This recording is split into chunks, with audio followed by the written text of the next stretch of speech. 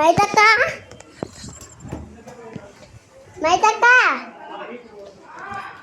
అన్నానికి రాళ్ళంట అన్నానికి రాళ్ళంట తినేటప్పుడు అయిపోయినా తినేరా అక్క.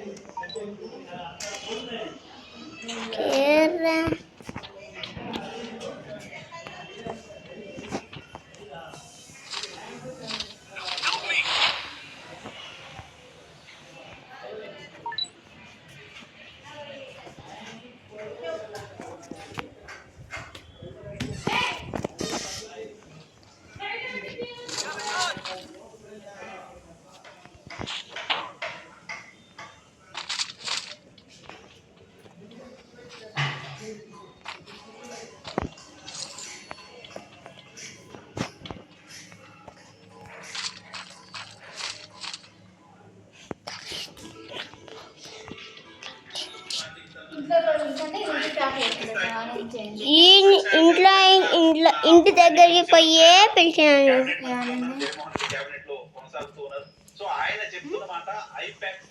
క్లాస్ జరుగుతుంది అయిపోయినాక వస్తానండి. ముఖ్యమంత్రి గారికి మాకు మధ్య గ్యాప్ పెరిగింది. ఐపాక్ మాటలను మాత్రమే నమ్మడం వల్ల మాకు అన్యాయం జరిగింది. పార్టీ నష్టపోయింది. పార్టీ క్యాడర్ ని పట్టించుకోలేకపోయాం. పార్టీ క్యాడర్ కి సరైన అవకాశాలు కల్పించలేకపోయాం. పార్టీ క్యాడర్ ని ప్రోత్సహించలేకపోయాం. పార్టీ క్యాడర్ ద్వారా క్షేత్రస్థాయిలో ఏం జరుగుతుందో తెలుసుకుంటే బాగుండేది. అలా కాకుండా ఐపాక్ నమ్ముకోవడం వల్ల మోసపోయామనేది కొట్టు సత్యనారాయణ చెప్తున్నమాట. మరికొంతమంది నాయకులు కూడా అదే తరహా అభిప్రాయాన్ని వ్యక్తం చేస్తున్నారు. సో ఐపాక్ పూర్తిగా పార్టీకి సంబంధించిన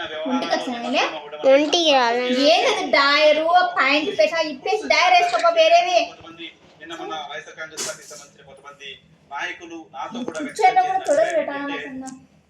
ఐపాక్ పూర్తిగా గతంలో ప్రశాంత్ కిషోర్ ఆధ్వర్యంలో పనిచేస్తున్న సందర్భంలో ఐపాక్ క్షేత్రస్థాయిలో పనిచేయడం అంటే ఒక ఐడియాని తీసుకొచ్చి ఐడియాని డెవలప్ చేసేవాళ్ళు, ఐడియాని పంప్ చేసేవాళ్ళు, ఐడియాని స్ప్రెడ్ చేసేవాళ్ళు, ఐడియా పట్ల చేసేవాళ్ళు.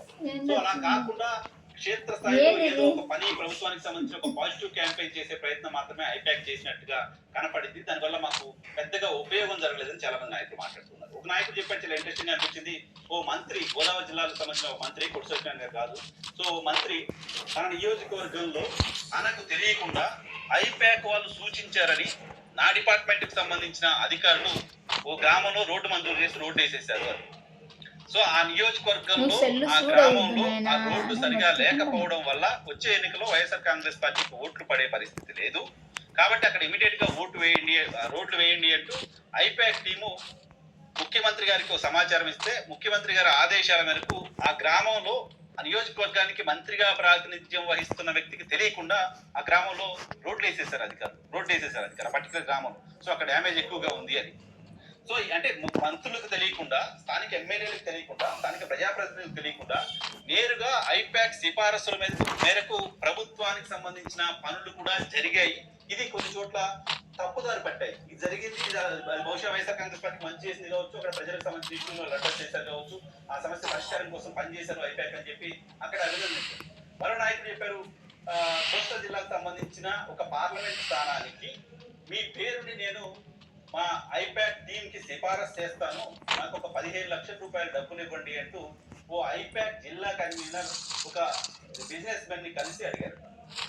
ఆ బిజినెస్ మెన్ స్వయంగా నాతో చెప్పిన మాట, 15 లక్షలు ఇస్తే నా పేరు ఎంపీకి సిఫారసు చేస్తా ఉంటూ ఐపాక్ టీం నన్ను అప్రోచ్ అయింది. సో ఇది ఇంతకంటే దుర్మార్గం ఇంకేం లేదు. ఐపాక్ టీం జిల్లా కోఆర్డినేటర్లుగా పనిచేస్తున్న వాళ్ళకు వస్తున్న జీతం ఏంటి, వాళ్ళు ఏ స్థాయిలో అవినీతికి పాల్పడే ప్రయత్నాలు చేశారు, అక్కడ డబ్బులు తీసుకున్నారా, సిఫారసు చేశారా తెలియదు, కానీ సిఫారసు చేస్తాము డబ్బులు ఇవ్వండి అని ఐపాక్ టీం అప్రూవ్ అయిన మాట నిజం. అది నేరుగా ఆ వ్యక్తి నాతో చెప్పిన మాట. సో అంటే ముఖ్యమంత్రి ఆదేశాల మేరకు ముఖ్యమంత్రి కోసం పనిచేయాల్సిన ఐపాక్ టీం తమ సొంత అవసరాల కోసం అవినీతికి కూడా పాల్పడి సిఫారసులు చేశారు అనడానికి ఇది ఒక ఎగ్జాంపుల్. సో గోదావరి జిల్లాలకు సంబంధించిన రోడ్డుకు సంబంధించిన అంశం, అక్కడ ప్రజలు ఇబ్బంది పడుతున్నారు కాబట్టి ఓట్లు రావు కాబట్టి సిఫారసు చేశారు. ఇంకో ఎగ్జాంపుల్ నేను చెప్తోంది, ఇక్కడ ఒక ఎంపీ టికెట్ కోసం 15 లక్షలు ఇస్తే ఆయన పేరు సిఫారసు చేయడానికి ఐపాక్ రెడీ అయింది. ఐపాక్ చెప్పింది కాబట్టి దాని మేరకు ముఖ్యమంత్రి గారు డెసిషన్స్ తీసుకున్నారు. చాలా మంది మార్చారు. సో ఈ మార్పు కూడా ఎందుకు కలిసి రాలేదు అంటే ఆ మార్పులు వెనక కూడా పార్టీ ప్రయోజనాల కంటే ఐపాక్ టీమ్ కి సంబంధించిన కొంతమంది స్వప్రయోజనాలు కూడా కారణమయ్యాయి ఇలాంటి చర్చ జరుగుతోంది. సో ఇది ఐపాక్ వల్ల జరిగే నష్టాన్ని ఇప్పటికైనా సమీక్ష చేసుకోవాల్సిన అవసరం ఖచ్చితంగా వైఎస్ఆర్ కాంగ్రెస్ పార్టీ కనపడుతుంది. వైఎస్ఆర్ కాంగ్రెస్ పార్టీకి సంబంధించిన నాయకులు కొట్టు సత్యనారాయణ గారు ముందుకు వచ్చి మాట్లాడారు. మరికొంతమంది నాయకులు కూడా ఈ ఐపాక్ సంబంధించిన అవకతవకల పైన, ఐపాక్ ద్వారా జరిగిన నష్టం పైన ఖచ్చితంగా మాట్లాడే పరిస్థితి. ఈ స్థాయిలో 151 స్థానాలు గెలిచిన ఒక పార్టీ 11 స్థానాలకు పడిపోతుంది అంటే క్షేత్ర స్థాయిలో రోజు పనిచేస్తున్న ఐపాక్ తెలిసి ఉండాలి కదా, వాళ్ళ పనే అది కదా, ఎలక్షన్ స్ట్రాటజీ కదా.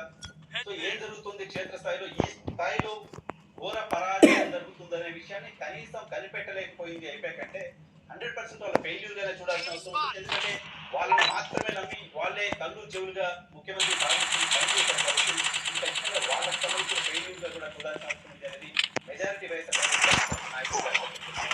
సో ఏ మేరకు వైఎస్ఆర్ కాంగ్రెస్ పార్టీ దాన్ని సమీక్ష చేసుకుంటుంది, ఏ విధంగా ఆ సమస్యను పరిష్కారం చేసే ప్రయత్నం చేస్తుంది, ఏ మేరకు ఐపాక్ నుంచి పాఠాలు నేర్చుకుంటుంది.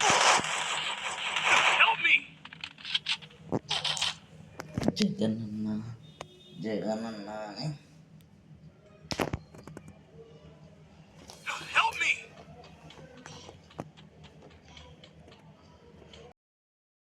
Help me boy. క్లాస్ ఉందంటే ఆ పాప క్లాస్ ఉంటుందండి.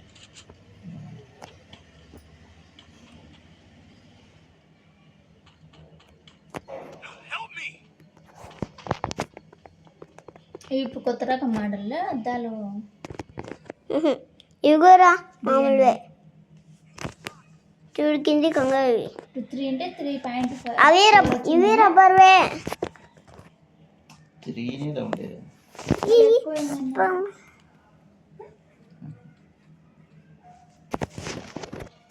మస్కలు ఉన్నాయవి, నువ్వు మళ్ళీ పెట్టుకునే ఇబ్బందే.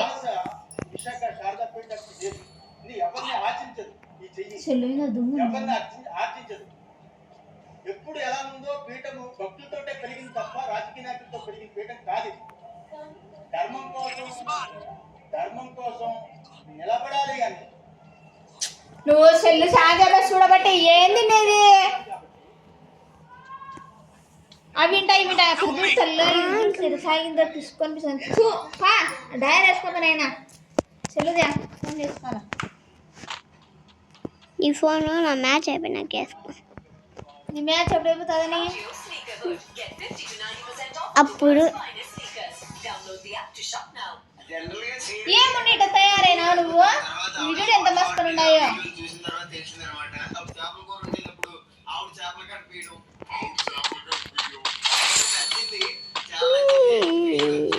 పుష్పంగా